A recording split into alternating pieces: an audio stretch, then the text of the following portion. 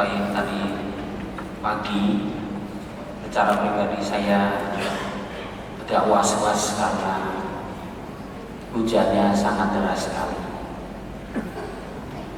Tidak bisa mengatakan bahwa bersyukur di sekitar gereja Yakobus ini tidak tergenang air begitu banyak, tetapi yang saudara-saudara kita, umat kita di Kim Taigon itu kebanjiran. Jadi tetap tadi Romo Tino, beberapa Romo juga memberi sedikit update, walaupun sekitar jam 3 airnya sudah lumayan surut, tetapi kurang lebih masih ada 3, 4, 5 cm. Tapi kan itu untuk jalan tidak mudah. Maka saya bilang sama Romo Tino kamu di luar, temannya umat saya, supaya kelihatan Romo ini kerja. Dan sudah tidak saya gitukan, tapi dia sudah langsung di depan. Jadi harus pasang beberapa batako buat truk-truk untuk supaya bisa berjalan.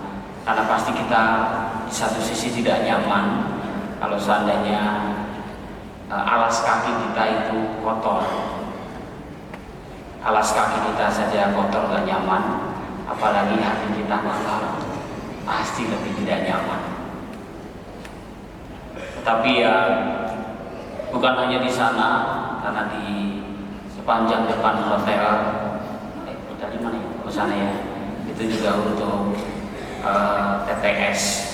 Jadi banyak sekali umat warga yang dari beberapa tempat akhirnya kita buka supaya parkir mereka, karena kalau parkir di sana kan susah.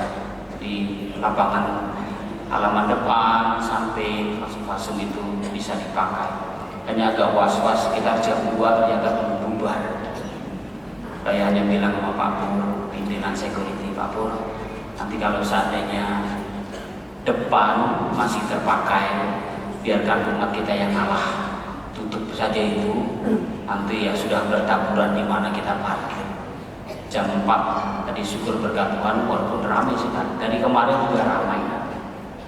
Di satu sisi bukan semata-mata Bapak Ibu dan teman-teman memasuki masa Prapaskah, kalau dahi kita ini belum ada hitamnya, itu ada serasa gitu ya. Tapi pasti kita tidak berhenti pada itu. Kita akan lebih masuk pada situasi yang lebih jauh dari itu. Tadi sore jam 4 di gereja kita ini, Romo Suto yang memimpin perayaan Ekaristi bersama dengan Romo Roy Jakaria. Setelah selesai mereka misa Rabu-Abu, kami ngobrol di ruang makan. Lalu mereka cerita banyak. Lalu Eyang Suto itu bilang kepada saya gini, Romanus, coba lihat, saya ini sudah pakai alat bantu mendengar. Sehebat apapun buatan manusia, masih kalah dengan buatan Tuhan. Mau seharga apapun tingginya, tapi tetap kalau seandainya baterainya habis, kemudian juga walaupun sudah dipasang dengan sebegitu rapinya, dengan manajemen manusia yang begitu canggih, tapi beliau mengatakan tetap kurang. Lebih hebat buatan Tuhan.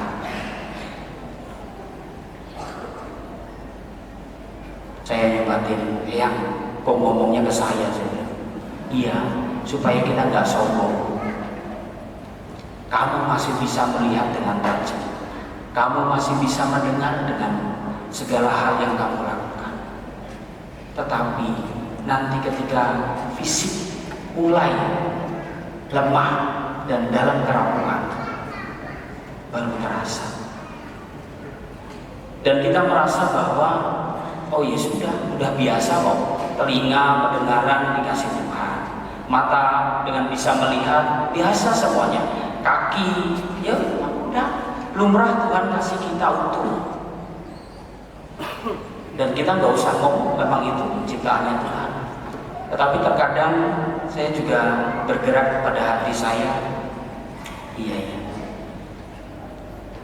Bukan berarti kita nggak pernah bersyukur. Pasti enggak. Tetapi pada titik tertentu, apa yang sudah Tuhan berikan itu serasa ya udah biasa-biasa saja. Bapak Ibu teman-teman yang terkasih, mohon maaf kalau kata-kata saya ini keliru. Tapi dalam penghayatan saya mengatakan tobat itu susah. Tetapi kalau seandainya ada yang hadir di rumah Tuhan ini, entah di gereja ini, entah di aula lantai 4, entah di ruang adorasi, mengatakan enggak kok Romo, saya itu tobat itu gampang, tidak bersyukurlah.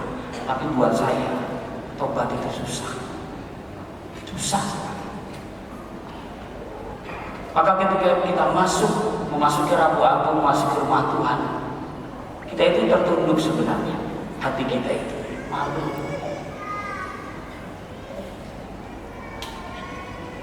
Dan bukan melankolis, enggak, sebenarnya malu di hadapan Tuhan. Tuhan tanya kepada saya, Romanus, pernah enggak kamu munafik?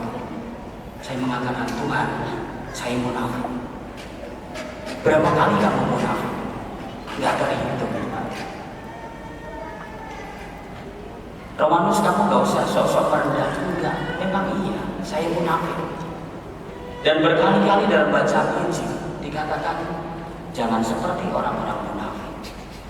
Maka di bacaan Injil di awal dikatakan berhati-hatilah. Entah cara doamu, cara dermamu, atau cara bermati ragam. Maka di kalimat awal yang membuat saya berhenti adalah di situ dikatakan hati-hatilah, jangan sampai melakukan kewajiban agamamu di hadapan orang supaya dilihat. Berhati-hatilah. Bapak Ibu teman-teman, bertobat itu tidak mudah, butuh kekuatan. Saya pun juga ya. Belum tentu berhasil. Bukannya saya pesimis, belum tentu berhasil.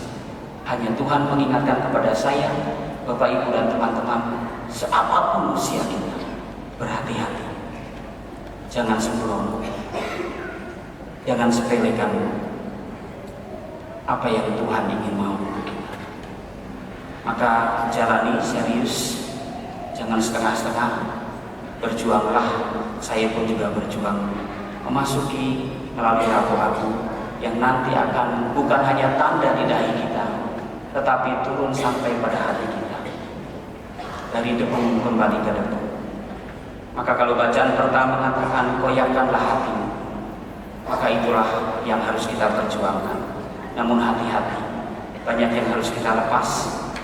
Kesombongan saya, kesombongan kita, arogansi kita, bahkan dendam-dendam kita yang masih tersimpan dalam hati kita, yang sewaktu-waktu sedang kita tunggu karena kita sakit hati kita, atau bahkan menjatuhkan orang, merendahkan orang, atau bahkan serakah dan bahkan merasa selalu tidak puas.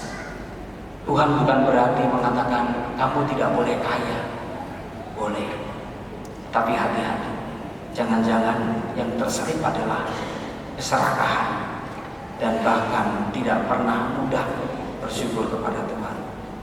Bapak Ibu teman-teman, tobat tidak mudah, tapi kita bisa berjuang. Dimuliakan Tuhan kini dan sepanjang masa. Amin.